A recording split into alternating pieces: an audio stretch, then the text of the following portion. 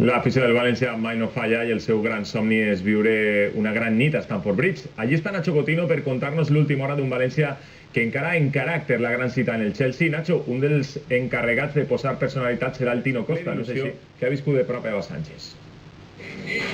La marxa començava al matí, a les 5:30 en l'aeroport, però entre l'afició del València no hi havia encares de son. Una vegada en l'avió veiem com va fent-se de dia i els valencianistes que no descansen reclamen les entrades per al partidàs d'esta nit.